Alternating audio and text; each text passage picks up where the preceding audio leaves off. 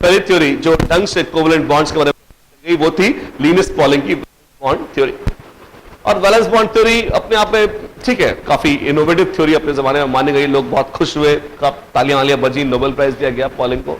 और आज भी हम पढ़ ही रहे 100 साल बाद भी वैलेंस बॉन्ड थ्योरी तो सम्मानजनक थ्योरी तो है ही सही, नो डाउट अबाउट इट। खासियत इसकी है बहुत सरल थ्योरी है, दिमाग कम लगता है, दिमाग कम लगता है तो इसलिए लोग खुश रहते हैं और फटाफट यूज कर लेते हैं।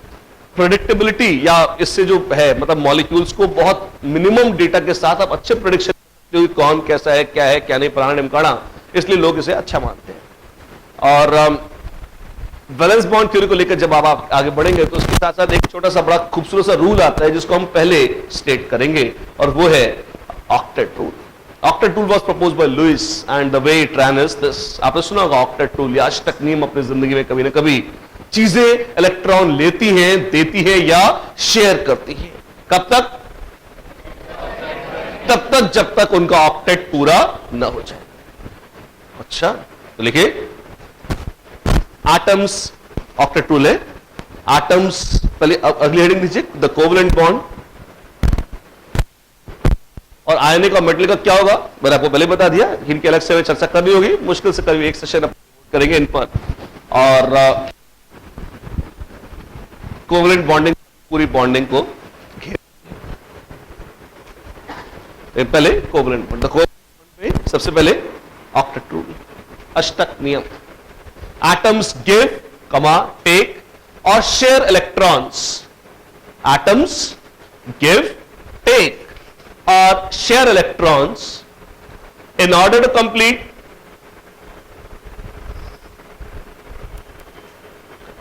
to complete an octet of electrons in their outermost shell. Atoms give, take or share electrons in order to complete an octet of electrons in their outermost shell.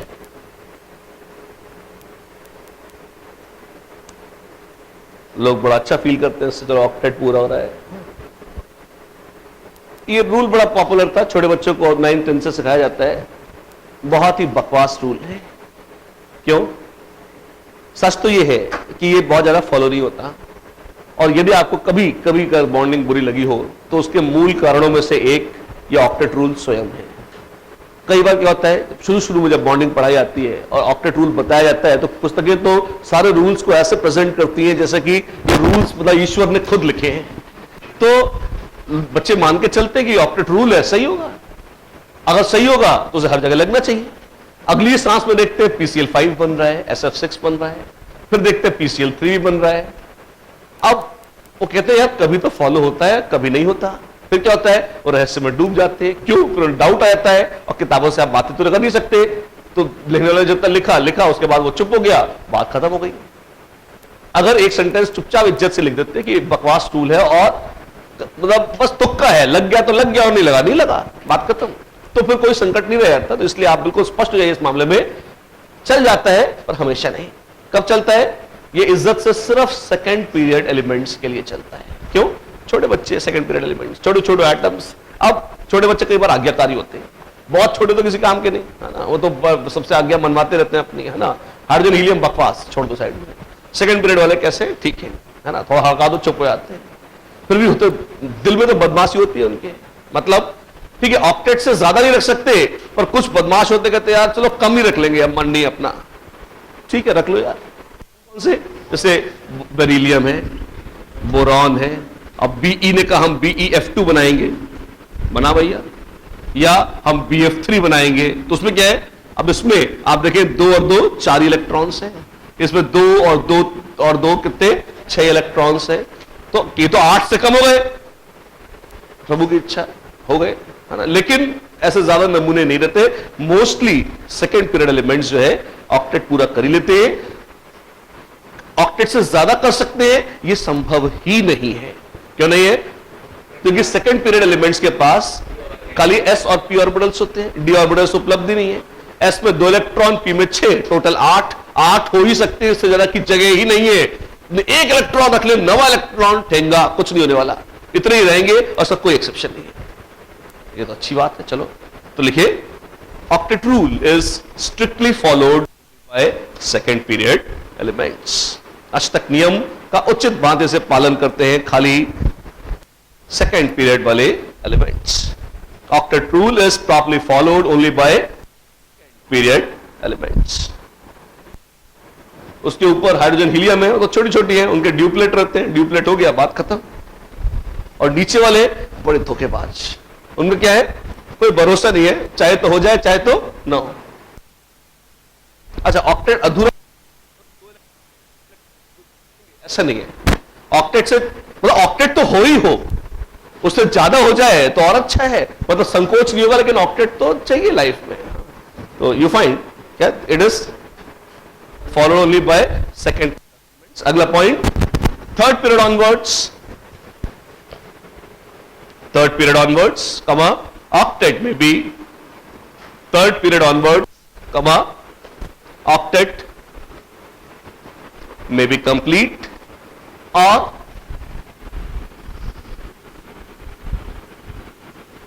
expanded. Octet may be complete or expanded. Expanded octet का अर्थ क्या हुआ कि 8 से ज्यादा valence electrons हैं, full stop. लिखिए, सच species are called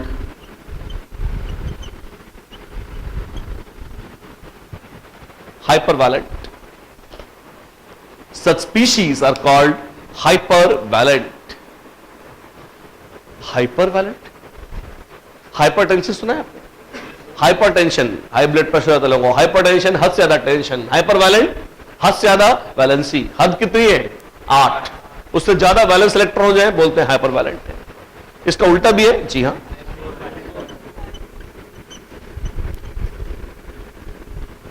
हाइपोवैलेंट कम रहेगा और क्या, टिपिकल क्लासिकल शब्दावली है आपकी केमिस्ट्री की। फिर डी ब्लॉक में तो कुल सत्यानाश होता है ऑक्टेट रूल का, मतलब कोऑर्डिनेशन कंपाउंड्स बनने शुरू होते हैं तो कोई इज्जत ही नहीं रहती है उसकी। और एज सच कभी डी ब्लॉक में आपको फॉलो होता है दिख जाए ऑक्टेट रूल तो बता दीजिएगा, अदरवाइज हर डी ब्लॉक वाला एलिमेंट ही एक्सेप्शन है किसका, ऑक्टेट रूल का। सच तो खाली, अच्छा फिर खाली एक सेकंड पीरियड के लिए इतनी इज्जत क्यों है इसकी? ऑर्गेनिक केमिस्ट्री खप जाती है सेकंड पीरियड में ही।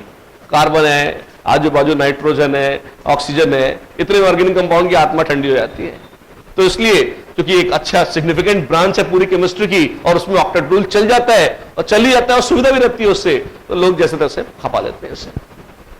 इतना ही बोलना था, कोई संकट उसमें नहीं। उसके बाद आइए, ये तो था ऑक्टेट रूल। फिर कभी कभी हम बात करते हैं किसकी, फॉर्मल चार्जेस की, यानी उसके पहले वैलेंस बॉन्ड थ्योरी बोलनी चाहिए, है ना। तो लिखिए valence bond theory. Valence bond theory Pauling's आपकी थ्योरी है, बड़ी शानदार। कहते कि जब पॉलिंग अपनी सिटी बस पर यात्रा कर रहे थे तब उन्हें एकदम से आइडिया आया वैलेंस बॉन्ड थ्योरी का, और उन्होंने उसे एक पोस्ट कार्ड पर लिख लिया। वो पोस्ट कार्ड जो उनके पास था उस पर उन्होंने कुछ अपने नोट्स हिंट्स के तौर पर स्क्रिबल डाउन कर लिए और बाद में उन्होंने वैलेंस बॉन्ड थ्योरी को डेवलप किया। वो पोस्ट कार्ड आज बड़ा हिस्टोरिकल पोस्ट कार्ड माना जाता है और म्यूजियम में लगा पब्लिक रखती है कि देखो यहां से शुरुआत होती है मॉडर्न केमिस्ट्री की। बकवास मुद्दे की बात है ना। तो नेट क्या है, एक सेंटेंस या एक अजम्पशन हर थ्योरी में जरूर होता है। उस मतलब क्या आपको पता है कि साइंटिफिक थ्योरीज कैसे प्रपोज करी जाती हैं? आइडिया आता, कोई बोल देता है कुछ भी, हाँ एग्जैक्टली। आप सबसे पहले नेचुरल फिनोमेना देखते हैं कि प्रकृति रहा है और आप तुक्का लगाते हैं कि ये ऐसा क्यों हो रहा है। अब ऐसा क्यों हो रहा है, देखो अगर आप हर चीज का क्यों क्यों करते जाएं तो बॉटम लाइन हर चीज की यही निकलती है, ऐसा है। अब जैसे न्यूटन ने कहा सेब क्यों गिर रहा है, डाउट आ गया उन्हें, तो फिर उन्होंने कहा कि धरती कर रही है। ठीक है, ये तो मोटा मोटा सिंप्लीफिकेशन है। क्यों कर रही है, बात खत्म। रिपेल नहीं ना बचते, जो हो सकता है कोई चीज अंतरिक्ष में रिपेल कर रही हो तो हम उसके ऊपर नहीं है, ठीक है, लेकिन ये धरती ही क्यों अट्रैक्ट कर रही है। फिर न्यूटन ने और खोजा तो फिर उनको और आइडिया है सड़े कौन से कि वो F=gm/r², फॉर्मूला तक निकाल लिया उन्होंने। इनवर्स स्क्वायर लॉ है। तो हम फिर मुंह फाड़ के पूछे स्क्वायर ही क्यों है, क्यूब क्यों नहीं है। तो चूंकि वो बॉटम लाइन आ जाती है बस, है ना। तो वो ये जो फंडामेंटल ट्रुथ्स ऑफ नेचर हैं, उनको बस अपन एक जनरल टेंडेंसी के तौर पर अगर स्पेसिफाई कर देते हैं कि बस इसमें फिर टीका टिप्पणी मत करो, ये मान लो ये पॉस्टुलेट है, ये अजम्पशन है, ये अगर आप सच मानते हो इसके बेसिस पर बहुत सारी चीजें एक्सप्लेन हो जाएंगी, और अगर इसमें कुछ गड़बड़ कर दोगे तो फिर हम नहीं जानते। तो ये इस तरह की चीजें अपन कहते हैं कि ये फंडामेंटल अजम्पशंस है साइंस के या पॉस्टुलेट्स हैं। कई बार ऐसा भी होता है कि ये पॉस्टुलेट्स गलत साबित हो जाते हैं। अगर हो जाते हैं तो ये एक बहुत बड़ी चीज हो जाती है। जैसे न्यूटन के कुछ पॉस्टुलेट्स थे, एजम्पशंस थे, कौन से थे? न्यूटन के 3 लॉज, वो first law, second law, third law पढ़े होंगे आपने, है ना। फिर उसके बाद क्या, न्यूटन ने पूरी मैकेनिक्स फॉर्मुलेट करी और पूरा सब कुछ आपको लॉ वॉ दे दिए, तालियां पीटी लोगों ने, न्यूटन एक महान वाले साइंटिस्ट मान लिए गए। 200-300 साल तक चलता रहा मामला। फिर उसके बाद क्या हुआ कि ये वो न्यूटन और सब, फिर टन के बाद लोग 3 में आइंस्टीन। अब आइंस्टीन ने कहा ये न्यूटन के 3 लॉ रखो साइड में, अजम्पशन एक लो, सिंगल अजम्पशन कि independent of frame of reference light की वेलोसिटी हमेशा सेम। अब आपको न्यूटन के 3 नियमों में और विचित्र सेंटेंस में कोई बहुत ज्यादा रिलेशन, लेकिन वहां से एक अजम्पशन ने बहुत सारी चीजें डिराइव कर दी और न्यूटन के जो लॉज थे वो स्पेशल केस के तौर पर उसी से डिराइव किए जाते थे। लोग ने और तालियां, वाह आप तो बिल्कुल नो डाउट, है ना। तो लेकिन आप देखिए कि ऑफ कोर्स न्यूटन के डोमेन में काम करने वाले भी बहुत सारे लोग ऐसे थे, अच्छे क्लासिकल बहुत बड़े वैज्ञानिक थे, लेकिन अगर आप बेसिक एजम्पशंस ऑफ किसी थ्योरी के साथ छेड़छाड़ कर सकते हैं और उनको इंप्रूव कर सकते हैं कि मिनिमम एजम्पशन के साथ मैक्सिमम प्रेडिक्शन होने शुरू हो जाए, तो आप कह सकते हो कि यार ये बहुत शानदार थ्योरी है, या ये असली चीज यही है, this is a better theory than the previous theory. जैसे सूरज उगता है और अस्त होता है रोज, तो लोगों का एजम्पशन था कि धरती सेंटर है और सूरज गोल गोल चक्कर काट रहा है, इसलिए उगता है और अस्त जाता है। उससे फिर वो प्लैनेट्स के मॉडल्स या प्लैनेट्स की जो पोजीशंस थी वो प्रेडिक्ट करते थे, पर वो प्रेडिक्ट नहीं होती थी ढंग से। क्यों? फिर उनको लगता था कि यार ये तो शनि वक्री हो गया, वो पीछे जा रहा है, ऐसा है वैसा है, फलाना ढिमकाना, है ना। फिर उनको चमका कि नहीं, सूरज को अगर सेंटर मान लो, चक्कर काट रहे हैं, तो ये प्रेडिक्ट, तो जैसे आप बेसिक असम्पशन दिया कि कौन किसका सेंटर है, वैसे वैसे प्रेडिक्शन और इजी हो गए। तो फिर लोगों ने यह किया कि जियोसेंट्रिक मॉडल को, कि धरती केंद्र है, रिजेक्ट करके नया मॉडल मान लिया, कौन सा, कि सूरज सेंटर में। तो और बहुत सारे जो प्लानिटरी मूवमेंट्स थे वो एक्सप्लेन वो ठीक ठीक कर पाते थे। तो आप देखिए, this is the way science works. और ये शायद आपको जानना बहुत जरूरी, केमिस्ट्री जैसा सब्जेक्ट में इसलिए है because chemistry is not a very exact science. मतलब आप खुद अपने सब्जेक्ट के बारे में कह रहे हो, वो साइंस नहीं है, साइंस तो है, पर वो उतनी प्रिसाइज साइंस नहीं है जितनी आपके कई सारे दूसरे, जैसे फॉर एग्जांपल फिजिक्स है। क्यों? मैक्सिमम फिजिक्स जो आप पढ़ते हो डेली लाइफ से डील उतनी ज्यादा नहीं करती, उसमें अप्लाई नहीं होती। जो आप कहते हो तो मास लेस है, फ्रिक्शन लेस है, ये है, वो है, फलाना है, ढिमकाना है, वैसे थोड़ी होता है। चीजों में मास भी होता है, फ्रिक्शन भी होता है बकायदा, और आप, वो बात अलग है कि आप जे लेवल तक उनसे डील नहीं करते, इसलिए आपको दुर्गत नहीं होती, है ना। आप आराम से एकदम एक अपने इमेजिनरी वर्ल्ड में सुख से जी लेते हो। केमिस्ट्री बहुत जल्दी प्रैक्टिकल लेवल पे आ जाती है। तो अब प्रैक्टिस में आप देखते हो कि कागज पे जो आप लिख रहे हो, जब आप एक्सपेरिमेंट करोगे तो वो चलेगा नहीं। इसका मतलब क्या है? अब आपने तो रॉकेट बनाया और उसमें कहा कि इतनी फ्यूल डालेंगे, जलाएंगे तो इसकी बूस्ट से रॉकेट ऊपर जाएगा। अब अगर नहीं चला तो सकता है कि रॉकेट उड़े ही नहीं, कुछ ज्यादा चल गया तो हो सकता है पूरे उड़ जाए और पब्लिक बैटरी वो भुन जाए अच्छे से उसमें। तो ये दोनों ही स्थितियां बड़ी खतरनाक है। आप देखते हैं कि कई बार हमें डेली लाइफ में नीड ऐसी थ्योरी की आती है जो एक्चुअली चले। आपने मिसाइल्स बनाई, है ना, और आपने कहा कि यार चलो ठीक है, मारेंगे पाकिस्तानियों को, ठीक है। अब यहां से जो है उन्होंने उड़ीसा से दागी मिसाइल, अब वो उड़ते उड़ते मान लो उनकी कैलकुलेशन गलत हो, उन्होंने अरे कोटा भूल गया था यहां पर, और वो आके कोटा देंगे सत्यानाश कर दे तो ठीक नहीं होगा ना फिर, है ना। फिर वो आप ये नहीं कह सकते कि आपको डाउट आ गया ऐसे है ना, बिल्कुल यार अपने जान चली गई और आप गए हम तो 2 से डिवाइड भूल गए थे यार, ये फलाना फोर्स जोड़ा भूल गए थे। This is not acceptable. या इसमें नॉन थी, हमने आइडियल मान ली, बिकॉज ह्यूमन लाइफ रिस्क। तो चूंकि हमारी जो समझ है प्रकृति की वो कोई ऐसी अनंत समझ नहीं है, वैज्ञानिक कितना ही पाखंड करें कि हम सब जान गए, तो बकवास है, बहुत कम जानते हैं, नेग्लिजिबल है। जो जानते हैं उसके दम पर भी बहुत कुछ कर लेते हैं, वो एक अलग बात है। अब ये जो नॉलेज आपके पास है, जो कुछ भी XYZ है, उसको हम केमिस्ट्री में बार बार रिफाइन करते हैं। कई बार लोगों को बड़ी शिकायत आती है, साहब केमिस्ट्री में बड़ी एक्सेप्शंस है, क्योंकि आप बहुत कुछ पढ़ना चाह रहे हैं। अगर आप कुछ मत पढ़िए तो कोई एक्सेप्शन नहीं आएगा। और ऑफ कोर्स हमारी थ्योरीज बिल्कुल एकदम वेल लेड आउट थ्योरीज नहीं है, अभी ये डेवलपमेंट के प्रोसेस में है। ये भी हो सकता है कि आप में से अगर कोई और आगे थियोरेटिकल केमिस्ट बनना चाहे, या you never know, you might land up becoming a great scientist, है ना। और अगर ऐसा कुछ होता है तो फिर हो सकता है आप ऐसी कोई थ्योरी प्रपोज करें जिसमें ज्यादा कम एजम्पशंस लेते हुए आप ज्यादा प्रेडिक्शंस कर सकते हैं। यदि ऐसा कर सकते हैं तो पुरानी थ्योरीज को रिजेक्ट करके आपकी थ्योरी अच्छी मान ली जाएगी। ऐसा है तो बकायदा आप भी टेक्स्ट बुक पे आ जाएंगे और हम फलाना ठिकाना थ्योरम पढ़ाना शुरू कर देंगे बड़ी अच्छी तरह से। तो this is the way science works and there is nothing wrong about having exceptions as such. Exceptions अगर है तो उसका अर्थ यही है कि आपकी जो ओरिजिनल थ्योरी है उसमें कहीं ना कोई खोट है। तो इससे बेहतर थ्योरी भी निश्चित रूप से संभव होती है जिसमें वो एक्सेप्शंस एक नियम बन जाते हैं। जैसे मार्कोनिकॉव्स रूल, मार्कोनिकॉव्स ने 150 साल पहले जब एटम्स या कार्बन के एटम्स भी स्पष्ट नहीं थे लोगों को, क्या बहुत ढंग से लोगों को आइडिया, ज्योमेट्री का तो आइडिया था ही नहीं कोई, तब उन्होंने एक रूल प्रपोज किया। आज भी बहुत पॉपुलर, क्यों?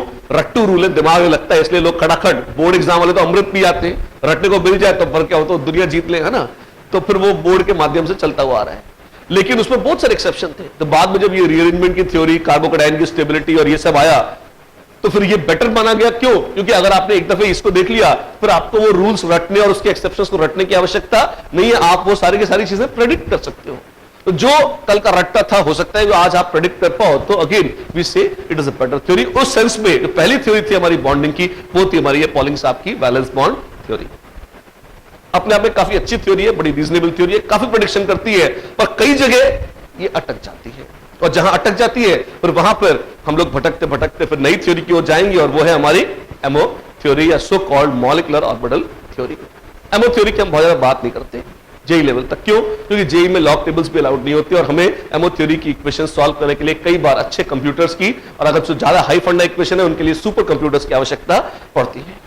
तो थ्योरी अगर इतनी फफूंदात्मक हो जो सॉल्व करने के लिए सुपर कंप्यूटर मांगे, तो उससे अच्छे तो अपन ही थे यार कि सीधे बोल देते हैं ये टेट्राहेड्रल है, ऑक्टाहेड्रल है। अगर आपको सल्फेट का भी प्रेडिक्शन करना हो एमओ थ्योरी से तो आप इतने सुख से नहीं कर पाएंगे, पर उसके लिए आपको एक बहुत लंबे चौड़े कंप्यूटर, मतलब एक अच्छी क्वालिटी के कंप्यूटर की आवश्यकता पड़ेगी उसको सॉल्व करने के लिए। खैर, हम बात करते हैं, शुरुआत करते हैं इसकी वैलेंस बॉन्ड थ्योरी की। और इसमें पॉलिंग साहब ने एक एजम्पशन लिया। क्या एजम्पशन लिया? उन्होंने कहा यार बॉन्ड्स कैसे बनते हैं, उनके मन में डाउट। तो उन्होंने कहा कि बॉन्ड, पहली बात तो देखो नोबल गैसेस बॉन्ड नहीं बनाती, ठीक है। क्यों नहीं बनाती? वो मस्त है। क्यों मस्त है? ऑक्टेट रूल, उनका ऑक्टेट पूरा है, ड्यूप्लेट पूरे, इसलिए मस्त हो रहे हैं, ठीक है। अब जो बाकी है जिनका ऑक्टेट पूरा नहीं है वो क्या करेंगे? बॉन्ड बनाएंगे, इलेक्ट्रॉन लेंगे या देंगे, कुछ भी करेंगे, लेकिन बॉन्ड्स बनाएंगे। कोवलेंट बॉन्ड्स कैसे बनते हैं? शेयरिंग का मतलब क्या है? शेयरिंग कब होती है, कैसे होती है, एटॉमिक लेवल पर पिक्चर क्या होगी? पॉलिंग ने कहा शेयरिंग का मतलब है ऑर्बिटल्स की ओवरलैप। अब ये ऐसे क्यों कहा उन्होंने? एटम कहां रहते हैं? ऑर्बिटल्स में। सॉरी, इलेक्ट्रॉन्स कहां रहते हैं? ऑर्बिटल्स में। अगर इलेक्ट्रॉन्स ऑर्बिटल्स में रहते हैं तो अगर इलेक्ट्रॉन्स शेयर हो रहे हैं, वो इधर भी जा रहे हैं और उधर भी जा रहे हैं, तो इसका मतलब कुछ ना कुछ वॉल्यूम कॉमन होगा। अगर वॉल्यूम कॉमन है तो जहां इलेक्ट्रॉन रहे वो अड्डा ऑर्बिटल है, तो इसका मतलब ऑर्बिटल्स पक्का उनकी ओवरलैप कर रही होगी। तो लिखिए, जो बेसिक असम्पशन है वैलेंस बॉन्ड थ्योरी का वो है covalent bonds are formed by covalent bonds. तो बेसिक पोस्टुलेट है वैलेंस बॉन्ड थ्योरी का, covalent bonds are formed by overlapping of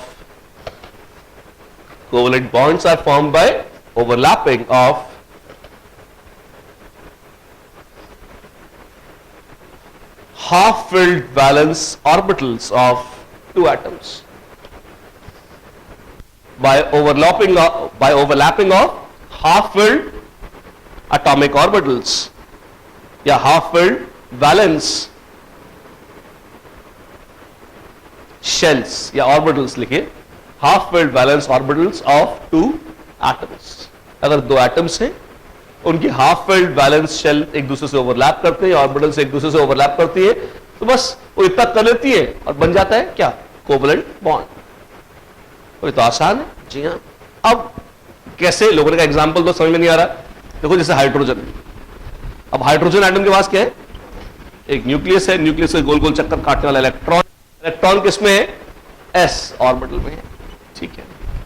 एक दूसरा हाइड्रोजन एटम है, अगर वो उधर आ जाता है तो आ जाए, वो ओवरलैप करने लगते हैं तो अब आप देखोगे फिर उन्होंने कहा कि भाई वैसे तो इलेक्ट्रॉन कहीं भी जाते हैं, बट जब ओवरलैप हो रही है कॉमन वॉल्यूम है, अगर वो इलेक्ट्रॉन बस यहीं पे अपना इनके बीच में इस जोन में अपना वक्त ज्यादा गुजारे और उल्टी तरफ अगर कम आए, इनफैक्ट अगर आप ओवरलैप होने के बाद उसको इस तरह से डिफाइन करते हैं, ये कैसा है, ये पूरा सेगमेंट है जिसमें उल्टी तरफ रहने की टेंडेंसी कम हो गई, वो चक्कर अंदर आ गया है और बीच से थोड़ा सा फूल गया है, मतलब ये पूरा जो ये जोन है यहां पर बीच में इलेक्ट्रॉन्स के पाए जाने की प्रोबेबिलिटी अगर हो जाती है ज्यादा, आप कहते हो ये बन चुका है एक बॉन्ड। कैसा बॉन्ड है? आप कहोगे सिग्मा बॉन्ड है। सिग्मा क्यों रखा उन्होंने? अच्छा लगा उन्हें सिग्मा रख लिया। अब सिग्मा बॉन्ड्स क्या होते हैं? अगर अलोंग द एक्सिस अप्रोच करती हैं ऑर्बिटल्स। क्या क्या क्या बोला? अलोंग द एक्सिस का क्या मतलब है? अभी एक स्फीयर की तो कौन सी एक्सिस है? कोई भी लाइन ले लो कि जो न्यूक्लियस से गुजर रही है, सबकी सब एक्सिस है, ठीक है, लेकिन एक्सिस तो यही है। हाँ, एस ऑर्बिटल में तो हर लाइन एक एक्सिस है, तो कोई फर्क नहीं पड़ता। S orbitals can form only sigma bonds. उसी की बजाय अगर आपके पास खुदा न खास्ता पी ऑर्बिटल्स हो, बहुत ही बदमाश है पी ऑर्बिटल्स। कैसे? क्या उनकी एक एक्सिस है? जी हां, आप देखिए वो किसी एक लाइन के अलोंग है, वो एक्स हो सकती है, वाई हो सकती है, जेड हो सकती है, लेकिन अगेन वो सब तरफ से सिमेट्रिक नहीं है। तो क्या अलोंग द एक्सिस ओवरलैप होनी चाहिए? बिल्कुल। आप देखिए डायरेक्शन का बड़ा महत्व है। क्यों? अब मान लीजिए आपके पास बंदूक है, अब बंदूक आप किस डायरेक्शन में खींच रहा हो, ऐसे टक टक टक या ऐसे टक टक टक, फर्क पड़ेगा उसका। उसी की बजाय एस ऑर्बिटल्स ऐसे जैसे आप बॉम्ब लेकर चल रहे हो, बॉम्ब फूटेगा तो उसमें कोई डायरेक्शनल नेचर नहीं है, वो उधर भी जाएगा तो उधर भी जाएगा, सब तरफ जाएगा, है ना। लेकिन अगर जिनमें जो मतलब स्फेरिकल टाइप नहीं है, जिनमें नेचर स्फेरिकल सिमेट्री का नहीं है, उन सब में आप पाओगे कि जो डायरेक्शन है वो मैटर कर जाती है। तो अगर आपके पास पी ऑर्बिटल है इस तरह से यहां पे, या आपके पास पी ऑर्बिटल है इस तरह से यहां पे, टैंग टैंग, अगर अलोंग द एक्सिस ये अप्रोच करती है, ओवरलैप करती है, तो क्या होगा? आपको मिलेगा एक सो कॉल्ड फिर से सिग्मा। कैसा है? वो एसएस ओवरलैप थी, ये पी ओवरलैप है, ऐसे एसपी। आप जैसे चाहे नालायकों के कराएं और अलग अलग तरह के बॉन्ड्स टाइम पास तरीके से बनाते जाएं। जैसे फिर अपन कहते हैं, देख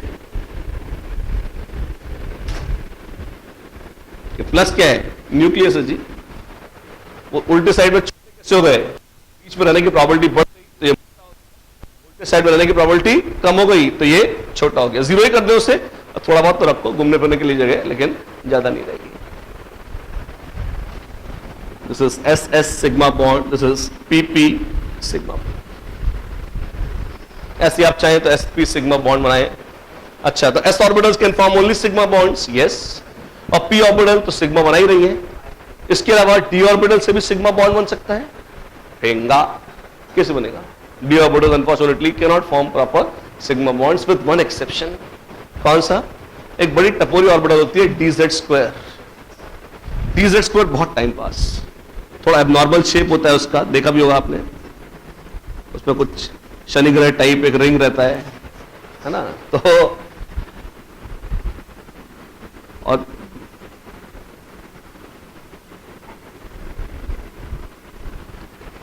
अब क्या इसमें अलोंग द एक्सिस ओवरलैप हो सकती है? हाँ जी। और क्या ये सिग्मा बॉन्ड बना सकती है? हाँ, अजीब है लेकिन सच, इट कैन, बाकायदा। कैसे? अगर आप एस ऑर्बिटल का ऐसे ओवरलैप करना चाहें तो क्या एस डी सिग्मा बॉन्ड बन सकता है? बिल्कुल बन सकता है। या पी ऑर्बिटल क्या पीडी सिग्मा बॉन्ड बना सकती है? बाकायदा बना सकती है। बस अंतर जाएगी, जिस साइड से ओवरलैप हो रही है वो मोटा हो जाएगा, दूसरे साइड सिकुड़ जाएंगे, और ये अगर रिंग भी थोड़ा मोटा तय था तो सिकुड़ के थोड़ा सा पतला हो जाएगा। This is the only thing which happens, right. तो एक आध नोट सिग्मा या पाई बॉन्ड्स के बारे में भी आप लिख लें तो अच्छा रहेगा। जेई गाय बगाई बहुत छोटी छोटी चीजें, पर जेई इनमें से एक एक हर सेंटेंस ऐसा है जिसमें बकायदा जेई क्वेश्चन फ्रेम कर सकता है और करता रहा है पास में। क्यों? क्योंकि हर जेई में जब इतने भर भर के क्वेश्चन आते हैं तो आप पिछले 30 साल की हिस्ट्री देखेंगे तो लगभग पूरी बॉन्डिंग कैसी है, एक एक लाइन इसकी ऐसी है जो कहीं ना कहीं किसी न किसी रूप में जेई में अपीयर हो चुकी है। अच्छा, तो अब क्या होगा? तो लाइनें रिपीट होंगी, बहुत पहले से हो रही हैं। मतलब अब चैप्टर में एक में कितना कंटेंट हो सकता है? जो है तो वो तो वही है, घुमा फिरा के, तो उसी को ग्रामर बदल के पूछते रहते हैं। कुछ एक बड़े फेवरेट क्वेश्चन है जो कई बार पूछे, कुछ ऐसे जो कुछ नए पूछ लेते हैं, और अल्टीमेटली घूम फिर के बात यही रहती है। तो क्या था? लिखिए, sigma bonds are formed, sigma bonds, बल्कि दो कॉलम बना लीजिए, अच्छा रहेगा। सिग्मा और पाई बॉन्ड्स की डिस्टिंक्शन टाइप के, सिग्मा की कथा सिग्मा में, पाई की कथा पाई में। Sigma bonds are formed bye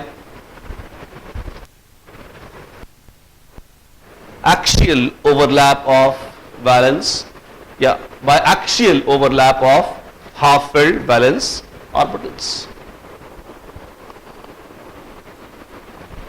Sigma bonds are formed by axial overlap of half-filled atomic orbitals.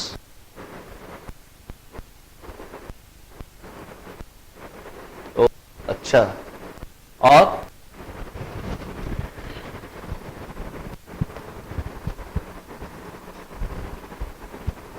Point by point, या पाई बॉन्ड्स लिखना चाहे तो पाई बॉन्ड्स लिखिए। Pi bonds are formed bye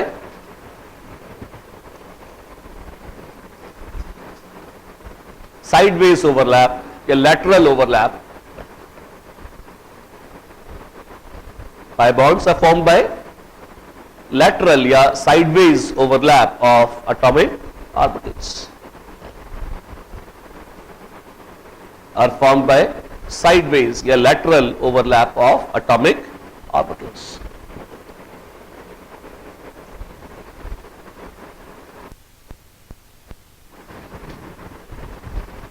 Good enough? Next, ये तो कथा किसकी, आपके सिग्मा और पाई बॉन्ड। इसी में आगे देखिए, जो ओवरलैप हो रही है, जहां पर ओवरलैप हो रही है वहां पे इलेक्ट्रॉन के पाए जाने की प्रोबेबिलिटी जाहिर सी बात है बढ़ रही है। Along the line joining the nuclei, ये ओवरलैप ज्यादा है या कम? ज्यादा है। तो लिखिए the maximum probability of finding, sigma में लिखिए second point, the maximum probability of finding the shared electron cloud, the maximum probability of finding the shared electron cloud, the maximum probability of finding shared electron cloud is along the line joining the two nuclei, is along the line joining the two nuclei, internuclear axis style में बोलना तो कि along the probability of finding the shared electron cloud is maximum. पाई में क्या है?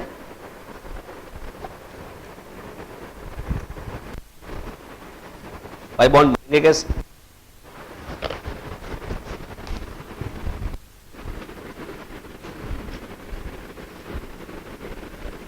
इसे P orbital है, प्यारी सी, एक और पी ऑर्बिटल है। इस तरह से ओवरलैप हो जाए तो क्या देते हैं, क्या है ये? This is pi bond.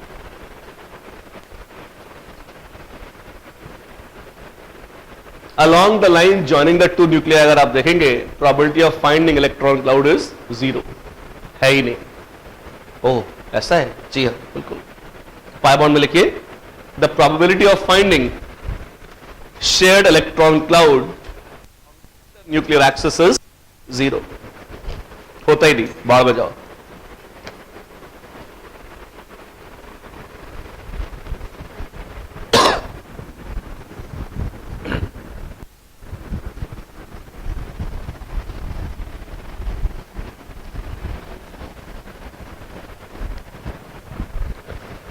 बनते हैं sigma bonds, could be formed between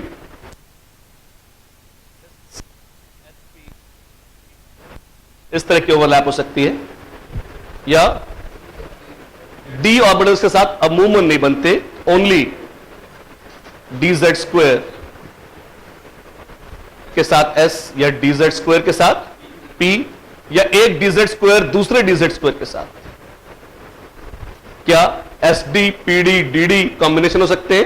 rare, बस यही हो सकते हैं, दूसरे वाले नहीं। उसी के बजाय पाई बॉन्ड्स, अभी गोल मटोल s ऑर्बिटल कभी पाई बॉन्ड, सडियल किस्म का बॉन्ड है। फिर PP, PD, DD ओवरलैप, बिल्कुल इनसे बन सकता है, जी हाँ। कैसे? पीपी ओवरलैप तो आपने देखी, उसी की बजाय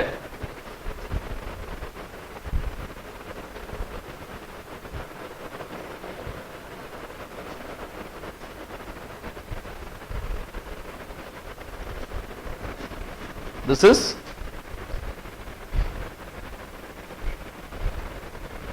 पीडी ओवरलैप। ऐसी दो डी ऑर्बिटल्स बना दो तो क्या हो जाएगा? DD overlap.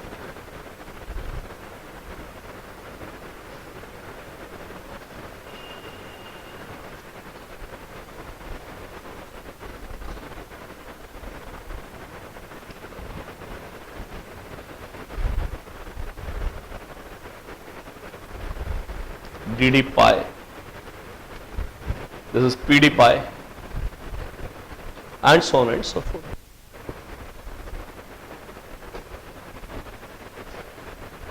Got it? इसकी और कोई ओवरलैप नहीं हो सकती? हाँ, एक बहुत रेयर, थोड़ी सी टिपिकल ओवरलैप हो सकती है। कैसे? डेल्टा बॉन्ड्स बनते हैं। क्या बकवास है? डेल्टा बॉन्ड्स क्या है? थोड़े से घटिया किस्म के होते हैं, सुनने में स्टाइलिश लगते हैं, पर ध्यान रखना एस से घटिया है, सॉरी सिग्मा से काफी घटिया है पाई। अब घटियों में घटिया है कौन? डेल्टा। तो बहुत सम्मानजनक बॉन्ड्स नहीं होते, लेकिन अगर दो डी ऑर्बिटल्स एक के ऊपर एक इस तरह से आ जाए, तो साइडवेज ओवरलैप नहीं है। लेकिन अगर जैसे एक डी ऑर्बिटल ऐसी है और दूसरी डी ऑर्बिटल 2D में दिखाना थोड़ा मुश्किल रहता है, लेकिन ये लोब इस लोब के ऊपर आ जाए ऐसे, मतलब डी ऑर्बिटल टैंग इस तरह से ओवरलैप कर रहे हैं। एक लोब इधर वाला लोब, इधर वाला इस तरीके से अगर ओवरलैप कर जाए, सुनने में तो अच्छा लगता है कि चारों लोब से एक दूसरे पर ओवरलैप कर रहे हैं, और इनका साइज इतना बड़ा होता है कि ये ओवरलैप बहुत ज्यादा अच्छी नहीं रह पाती है, जिसकी वजह से इनका सम्मान थोड़ा कम है। कहां देखने में आते हैं ये? अक्सर ये जैसे मर्क्यूरस साइंस है, Hg2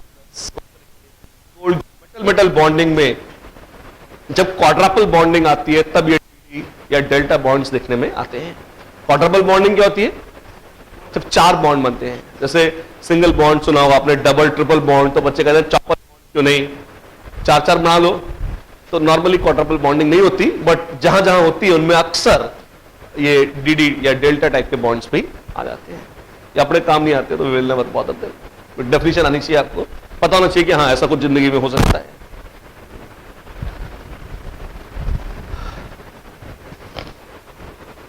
यहां तक कुछ और बोलिए।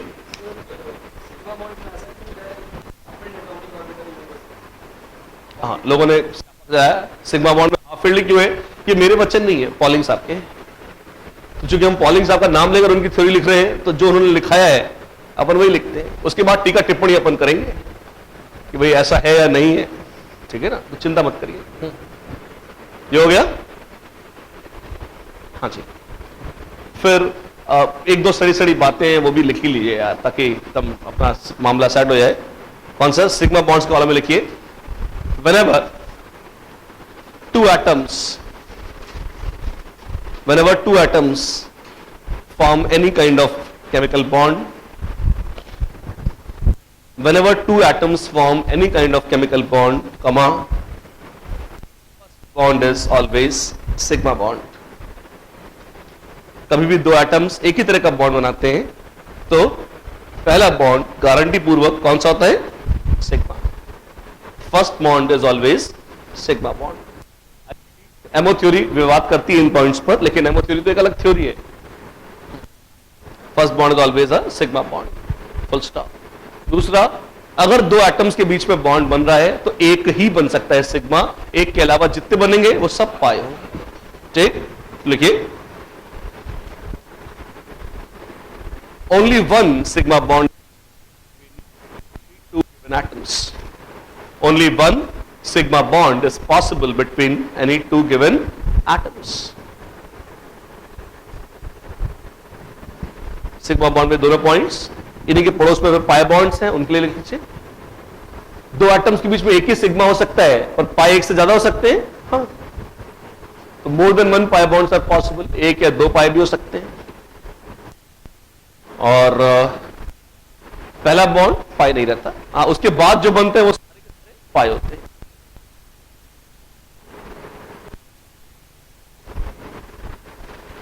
बोल लिया बहुत। आमतौर पर sigma is stronger than pi. A sigma overlap is stronger than a pi overlap.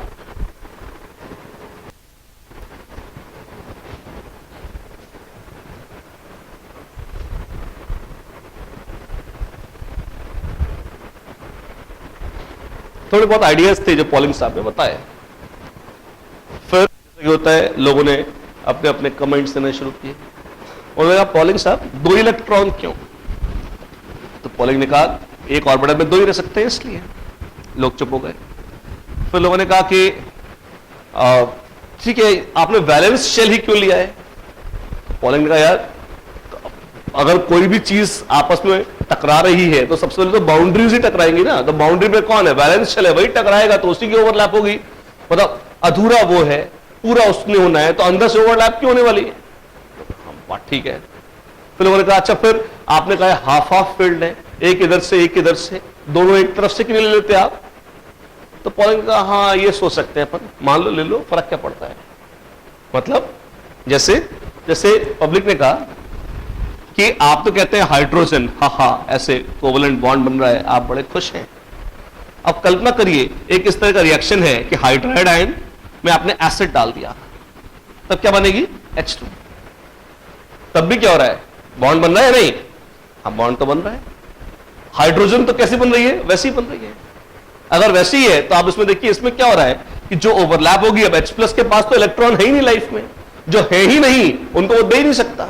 इसके पास 2 है, तो क्या ऐसा नहीं हो सकता कि एक इलेक्ट्रॉन या एक एटम अपने दोनों इलेक्ट्रॉन दे दे और दूसरा एटम कुछ भी ना दे? तो पहले तो पॉलिंग को थोड़ा बुरा लगा, फिर पॉलिंग ने कहा चल तो क्या फर्क पड़ता है, मुद्दे की बात है, लाइफ में 2 इलेक्ट्रॉन चाहिए, एक एक आता है आए, बेईमानी होती है, हो जाए। क्यों बेईमानी क्या हो रही है? एक ने कहा कुछ नहीं देंगे हम, उसने कहा चलो ठीक है हम दोनों दे देंगे। फिर लोगों के मन में डाउट आता है, चलो ठीक है इसको तो फायदा हो रहा है, इलेक्ट्रॉन मिल रहा है शेयरिंग से, इसको क्या फायदा हो रहा है? इसको ये फायदा होता है शेयरिंग का कि इलेक्ट्रॉन क्लाउड बड़े वॉल्यूम पर फैल जाता है। अकेले इलेक्ट्रॉन क्लाउड रखना मुश्किल होता है। क्यों? इलेक्ट्रॉन रिपेल करते हैं, मारपीट करते हैं और दुर्गत करते हैं। तो फिर अगर शेयर कर लेंगे तो क्या होगा? बड़े वॉल्यूम पर फैल जाएंगे। केमिस्ट्री के सबसे फंडामेंटल रूल्स में से है कि जितने बड़े वॉल्यूम पर फैला है चार्ज, उतनी ही स्टेबिलिटी ज्यादा होगी। इस लालच में कभी कभी ऐसा भी हो जाता है, कैसे कि जो बॉन्डिंग एटम्स है, एक ही एटम कंट्रीब्यूट कर दे दोनों इलेक्ट्रॉन्स और दूसरा वाला कुछ भी कंट्रीब्यूट न करे। ऐसे केसेस में हम उसको कह देते हैं कि वो है डेटिव बॉन्ड या कोऑर्डिनेट बॉन्ड या कोऑर्डिनेट कोवलेंट बॉन्ड, इस तरह से बोल देते हैं।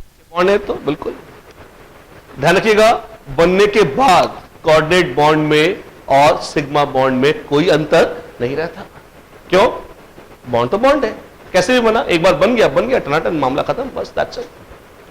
मैंने कई जगह पुरानी गाइड में तो देखा था, अब आजकल भी मेरे ख्याल से लिखा ही होगा, गाइडें तो चलती रहती हैं, चेंज नहीं होती, उनमें ऑर्डर भी देते हैं वो कि सबसे अच्छा है सिग्मा बॉन्ड, उसके बाद है कोऑर्डिनेट बॉन्ड, उसके बाद है पाई बॉन्ड। ये उनका व्यक्तिगत गंवारपन है और इस गंवारपन का मूल स्रोत है ओपी अग्रवाल। जब मैं स्टूडेंट था तब एक मोटी गाइड चलती थी IIT की, ओपी अग्रवाल। तो ये सबसे पहले ओपी अग्रवाल जी की बुद्धि में आया, कहां से आया ये मैं नहीं जानता, ये उनकी बुद्धि में आ गया। उसके बाद चूंकि OP Agarwal was root of all guides, तो सब लोगों ने ओपी अग्रवाल से टीपा, तो सबने वो फंडा कॉपी कर लिया। तो अब वो 5-7 किताबों में आ गया। जब 5-7 किताबों में आ गया, हर देसी गाइड में आप देखोगे वो मिल जाएगा। तो अब वो एक सार्वजनिक फंडा है जो पूरे भारत में पढ़ा और पढ़ाया जाता है, लेकिन वो शुद्ध बकवास है। क्योंकि मैं 10 साल से चिल्ला रहा हूं, इसलिए अब धीरे धीरे कोटा में तो लोग मानने लगे कि हाँ ये ठीक है ना। तो इसलिए अब पब्लिक ने उस गाइडों को त्यागना शुरू कर दिया है। तो अब जो है पब्लिक कई बार कोऑर्डिनेट और डेटिव बॉन्ड्स में भेद नहीं करती, ठीक है, अच्छी बात है, लेकिन फिर भी दिल है कि मानता नहीं है ना। तो जब वो गाइड वाइड देखते हैं तो अच्छा, एक और बता दूं आपको, किसी भी ढंग की पुस्तक में which includes Pauling's original book, Pauling has written a very famous book on chemical bond himself, वहां से शुरू करके आप किसी भी लेटेस्ट किताबें भी देख लो, कोई ढंग की फॉर्मूला की किताब ये सड़ा हुआ फंडा मेंशन नहीं करती, वो फंडा है ही नहीं, वो तो खाली एक गाइड ही सनक है जो कि मतलब बस चल गई तो चल गई इस तरह से। अच्छा, इसका कोई प्रूफ भी है आपको? बेसिक कॉमन सेंस एक प्रूफ है। आप देखो, जैसे अगर कोऑर्डिनेट बॉन्ड और सिग्मा बॉन्ड्स फर्क होते तो आप ये देखो, हाइड्रोजन हम दो तरह से बना सकते थे, यही देख लो कैसे। एक H और H जुड़ा बनी हाइड्रोजन, एक H प्लस और H माइनस जुड़े और बनी हाइड्रोजन। दोनों तरह से बन सकती थी। ये बॉन्ड कौन सा है? ये है कोऑर्डिनेट बॉन्ड, महान। और ये बॉन्ड कौन सा है? मामूली कोवलेंट बॉन्ड। यदि ये फर्क होते तो प्रकृति में दो तरह के हाइड्रोजन होनी चाहिए थी। एक कोऑर्डिनेट वाली, तो तेरी हिस्ट्री क्या है? हम कोऑर्डिनेट बॉन्ड बना कर आए हैं। आपका बॉन्ड घटिया है? हाँ, थोड़ा घटिया है। so stupid। आपने शायद ये भी सुना होगा कि एक लॉ है इस किस्म का, एक सड़क छाप लॉ है, law of constant proportion, law of multiple proportion सुने होंगे आपने। बिल्कुल इनिशियल फॉर्मुलेशन से केमिस्ट्री है, वो तो मोल में आते हैं ज्यादा, है ना। उनमें क्या होता है कि किसी भी सोर्स से केमिकल कंपाउंड उठाया जाए, अगर केमिकल कंपाउंड सेम है तो उसकी कॉम्पोजिशन सेम रहेगी। कॉम्पोजिशन के अलावा साथ साथ उसको एक्सटेंड करिए तो ये भी तो उसका स्ट्रक्चर भी सेम रहता है। मेथड ऑफ प्रिपरेशन पे डिपेंड नहीं करती बॉन्ड की एनर्जी, आप कैसे भी उसे बनाओ। तो एज सच हाइड्रोजन एक तरह की होती है। अब आप उसे कोऑर्डिनेट बॉन्ड से बनाओ या नॉर्मल बॉन्ड से, चूंकि हमेशा बॉन्ड एनर्जी उसकी सिंगल बॉन्ड की सेम रहती है। इसका मतलब यही है कि बनाने तक जो आप फर्क करना चाहो कर लो, बनने के बाद एक कोऑर्डिनेट बॉन्ड में और एक कोवलेंट बॉन्ड में इतना सा भी अंतर नहीं रहता। आप किसी बने बनाए बॉन्ड को ये देखकर ये नहीं कह सकते कि ये बनने के पहले कोऑर्डिनेट था या सिग्मा बॉन्ड था। राइट? कोई संकट इसमें? किसी किस्म की आपत्ति विपत्ति है भगवान? अच्छा, तो ये तीर लगवाने का बड़ा शौक है पब्लिक। अगर ए के पास लोन पेयर था और बी के पास थे एम्प्टी ऑर्बिटल और उसने कोऑर्डिनेट बॉन्ड बनाया है, तो simple covalent bond A B से लिखा जाता है और कोऑर्डिनेट बॉन्ड एरो से शो किया जाता है। अच्छा है, बढ़िया है। हम भी तीर चलाएंगे, चलाइए। लेकिन एक सलाह दूंगा कि अगर आपको बॉन्डिंग अच्छी लगती है, कोई दिक्कत नहीं है, आप बॉन्डिंग से बिल्कुल कंफर्टेबल है, तो आपको मेरी बातें सुनने की कोई आवश्यकता नहीं, आप जो करते करते रहिए। लेकिन यदि आपको कहीं भी बॉन्डिंग में थोड़ा सा संकट आया हो अतीत में, संकट के दो स्रोत होते हैं बॉन्डिंग में शुरुआत में। कौन सा? एक ये तीर और दूसरा वो ऑक्टेट रूल। अगर ये दो सड़े हुए आइडिया आप निकाल दो तो पूरी बॉन्डिंग बहुत सुख से कर जाती है। तो तीरों के बगैर तो फिर हम अर्जुन कैसे बनेंगे? कौन कहता है आप अर्जुन को? आप कृष्ण बनिए, आप चक्र चलाइए, है ना। तीरों में कहां उलझे हुए हैं आप, है ना। तो मतलब एज सच वी विल, अगर आपकी इच्छा होगी तो मैं अंत में आपको बता दूंगा किस तरह से आप ये तीर एडजस्ट करते हैं, तो गाइडो वाले स्ट्रक्चर आप बना लेंगे। बट ये कई बार ठीक नहीं होते इनमें। मतलब मोस्ट तो क्या होता है, पब्लिक वो बैक बॉन्डिंग निगलेक्ट कर देती है, खा जाती है, इस वजह से जो स्ट्रक्चर बनाते हैं वो ठीक नहीं बनते, और कभी कभी तुक्के में सही भी हो जाते हैं। वो क्या लीला है देख लेंगे अपन। But for the time being just be aware कि कोऑर्डिनेट बॉन्ड में लोग तीर बनाते हैं और हम चूंकि थोड़ा इन्हें कम पसंद करते हैं। मैं अकेला नहीं हूं, एक बहुत बड़ी साइंटिफिक कम्युनिटी है, मेरी पसंद नापसंद उसी पे डिपेंड करती है ना। तो वो इजी पड़ेगा अगर हम इन्हें थोड़ी देर के लिए पोस्टपोन करते हैं। अच्छा, तो लेकिन इसका मतलब आपने तीन तरह के बॉन्ड्स डिफाइन कर दिए। हाँ जी, एक सिग्मा अलोंग द एक्सिस और पाई यानी कि साइड बेस ओवरलैप। इसके अलावा एक तीसरा बॉन्ड भी था, कौन सा है? कोऑर्डिनेट बॉन्ड, जो बनने के बाद भले ही फर्क हो जाए बट शुरू में तो अलग था। कैसे? इसमें दोनों इलेक्ट्रॉन एक ने दिए, दूसरे ने कुछ नहीं दिया और ओवरलैप हो गई अलोंग द एक्सिस, तो बना कोऑर्डिनेट बॉन्ड। अगर एक एक इलेक्ट्रॉन दोनों देते तो बनता सिग्मा। ये भी सिग्मा ही एक तरह से, लेकिन नाम अलग है, कोऑर्डिनेट बॉन्ड। एक इलेक्ट्रॉन साइड बेस ओवरलैप होती थी पाई बॉन्ड। क्या ऐसा नहीं हो सकता कि दो इलेक्ट्रॉन किसी एक के पास हो और यहां किसी के पास नहीं हो और वो अलोंग द एक्सिस आने की बजाय साइड बेस ओवरलैप करना शुरू करते हैं? हाँ, कर सकते हैं। और अगर ऐसा होगा तो ये चीज कहलाती है बैक बॉन्डिंग। बैक बॉन्डिंग क्या है? स्टाइलिश नाम है, बच्चों को डराने का अच्छा अस्त्र है। कैसे? अगर एक ऑर्बिटल के पास है लोन पेयर और उसके पड़ोसी एटम के पास एक ऐसी ऑर्बिटल है जो एम्प्टी ऑर्बिटल है, उसमें कुछ नहीं है, अगर वो आपस में बॉन्ड बना रहे हैं तो पक्का उनमें साइडवेज ओवरलैप होगी ही होगी, और तब जो बॉन्ड बनेगा इनके बीच का वो कहलाएगा back bonding. Back bonding is nothing but a pi coordinate bond. Coordinate type का ही बॉन्ड है बट वो सिग्मा की बजाय पाई है, तो उसे बोलते हैं प्यार से बैक बॉन्डिंग। और उसमें और अदाएं जोड़नी हो तो आप ऑर्बिटल्स के नाम लेना शुरू कर दीजिए। दो पी ऑर्बिटल्स आपस में ओवरलैप कर रही हैं, पी पाई बैक बॉन्डिंग। अच्छा, एक डी ऑर्बिटल ओवरलैप कर रही है तो पी डी पाई बैक बॉन्डिंग, दो डी तो डी पाई। अच्छा इसमें भी एक कौन सा डी पाई पी पाई और पी पाई डी पाई एक है नहीं, फर्क है। जो पहले होता है वो होता है डोनर और जो बाद में होता है वो होता है एक्सेप्टर। अगर लोन पेयर पी ऑर्बिटल में है और जा रहा है डी में, एम्प्टी डी में, तो बोलेंगे पी पाई डी पाई बैक बॉन्डिंग। इसी का उल्टा है, उल्टा क्या है, अगर डी ऑर्बिटल में है और जा रहा है किसमें, पी ऑर्बिटल में, तो बोलते हैं डी पाई बॉन्डिंग। तो ये चार बकवास तरह की बैक बॉन्डिंग डिफाइन आती है। तो बहुत चार तरह की बैक बॉन्डिंग, और वो सिग्मा और पाई बॉन्ड तो एक ही तरह के, अरे वो भी कई तरह के थे, देखे थे ना आपने। ये सब क्या, ये पाई बॉन्ड भी है, तो इंडिविजुअली पिप पाई पाई ऐसे बोलते नहीं, बोलते लोग, बोलते तो बोल सकते थे, कोई फर्क नहीं पड़ता। ठीक, लिख लो यार ये सब तो इनिशियल डेफिनेशंस हैं, टर्म्स हैं, आपको ये टर्म्स ही क्लियर नहीं होंगे तो कैसे करेंगे काम। तो लिखो, क्या लिखोगे, coordinate bond, sigma pi bond दिखा देते, कोऑर्डिनेट बॉन्ड। कभी कभी लोग इसे डेटिव बॉन्ड या कोऑर्डिनेट कोवलेंट बॉन्ड भी बोलते हैं, एक ही बात है, सब एक ही चीज है। If a sigma bond is formed, a sigma bond is formed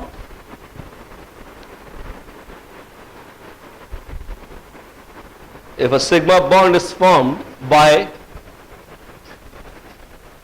overlap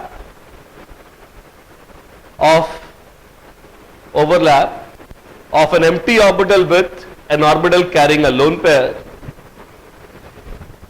by overlap of an empty orbital with an orbital carrying a lone pair,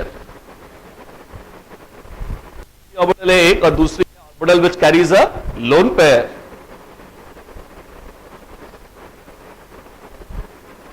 comma, a coordinate bond is formed. A coordinate bond is formed. इससे होता है, उत्पन्न होता है, बन जाता है एक coordinate bond. A coordinate bond is formed. Full stop.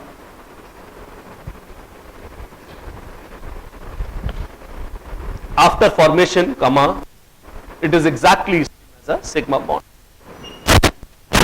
After formation, बनने के बाद, it is exactly same as a sigma bond. After formation, comma, it is exactly same as a sigma bond.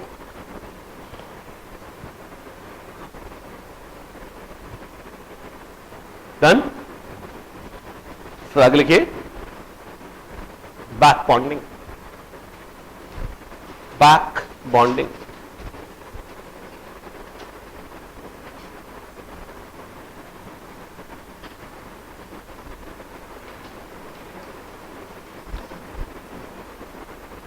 Back bonding results from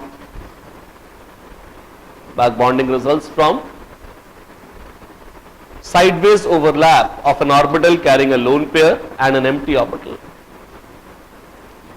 Back bonding results from sideways overlap, a lateral overlap of an orbital carrying a lone pair,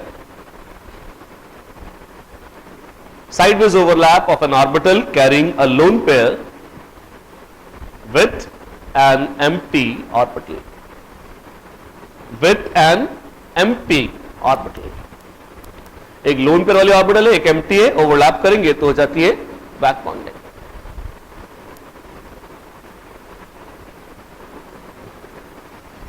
full stop. कैसी है? It's just like a pi bond. बनने के बाद जैसे coordinate bond is same as sigma bond, back bonding is same as pi bond. एक अलग से comment और लिख दीजिए, डाउन द ग्रुप जब आप चलते हैं साइज बढ़ जाता है और साइज बढ़ने से बॉन्ड की स्ट्रेंथ पुअर हो जाती है. किसकी? सिग्मा की या पाई की? दोनों की. लेकिन ज्यादा तेजी से कम होती है पाई बॉन्डिंग की स्ट्रेंथ. सिग्मा तो फिर भी चल जाता है, पाई बॉन्ड तो बहुत ही खराब हो जाता है. देखिए, on moving down the group, on moving down the group, comma, size of atoms increases. Group में नीचे जाने पर एटम्स का साइज बढ़ जाता है. On moving down the group, comma, size of atoms increases. खुशी की बात है, उससे क्या होगा? Size of atoms increases, full stop. Thus increases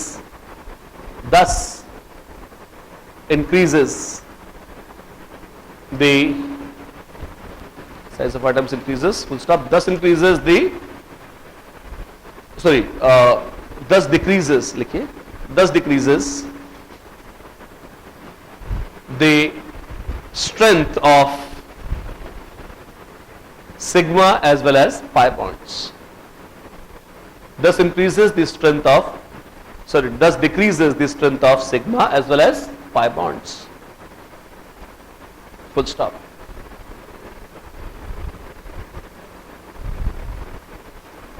और आगे लिखिए, for a stable pi bond, बहुत काम का सेंटेंस है, for a stable pi bond comma at least one of the atoms should be from second period of elements. ये sentence आपको जल्दी लिखा हुआ मिलेगा नहीं कहीं, और अच्छा पॉइंट है। अगर जब आप एक्चुअली स्ट्रक्चर्स बनाने बैठेंगे तो बहुत सारे कचड़ा स्ट्रक्चर्स हटाने में आपको इस सेंटेंस से अच्छी मदद मिल जाएगी कि एक ढंग का पाई बॉन्ड बनाना है तो वो तभी बन सकता है तब जब कम से कम एक एटम सेकेंड पीरियड का अवश्य हो। For a stable pi bond comma at least atoms should be from second period of elements. इस कॉन्सेप्ट में जेई ने कम से कम 7-8 बार रीजनिंग के क्वेश्चंस पूछे हैं अतीत में। कैसे? जैसे एक ये था कि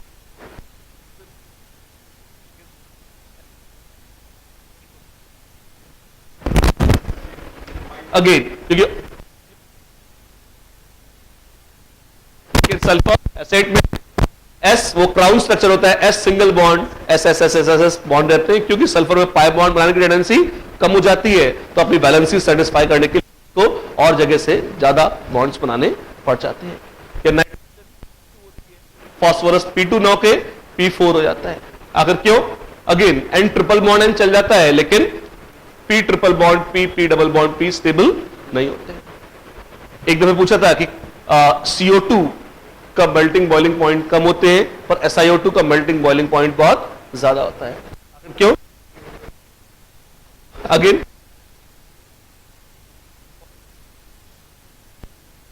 डबल बॉन्ड बना सकते हैं के बजाय अगर आपके पास SiO2 तो उसमें क्या है, Si डबल बॉन्ड हो जैसी कोई चीज नहीं होती, साइज बढ़ जाता है, पाई बॉन्ड सड़ जाता है। तो ये Si हर एक के साथ O ऐसे पॉलीमरिक बॉन्डिंग चालू कर देता है। इस वजह से इसका मेल्टिंग या बॉइलिंग पॉइंट काफी ज्यादा होता है, क्योंकि अलग से CO2 के मॉलिक्यूल एग्जिस्ट करते हैं पर अलग से SiO2 के मॉलिक्यूल एग्जिस्ट नहीं करते। एक बार पूछा था कि कार्बन बनाता है डायमंड और ग्रेफाइट दोनों, but silicon diamond like structure तो बनाता है बट ग्रेफाइट लाइक स्ट्रक्चर नहीं बनाता। आखिर क्यों? पाई बॉन्डिंग का एलिमेंट रहता है किस पे? ग्रेफाइट की जो लेयर होती है एक उसमें क्या होता है, ये बेंजीन रिंग के जैसी अनहाइब्रिडाइज्ड ऑर्बिटल्स रहती हैं, p ऑर्बिटल्स। इनमें आपस में एक्सटेंडेड ओवरलैप इस तरह से पाई ओवरलैप टाइप की रहती है बाकायदा। किसमें? ग्रेफाइट में। ये पाई ओवरलैप संभव नहीं है किसमें? सिलिकॉन में। इस वजह से एक दफे पूछा था, ये सब जेईई क्वेश्चन है by the way, last 30 years में कभी ना कभी पूछे इन्होंने। एक दफे पूछा था carbon forms CO as well as CO2, silicon forms SiO2 but never SiO। आखिर क्यों?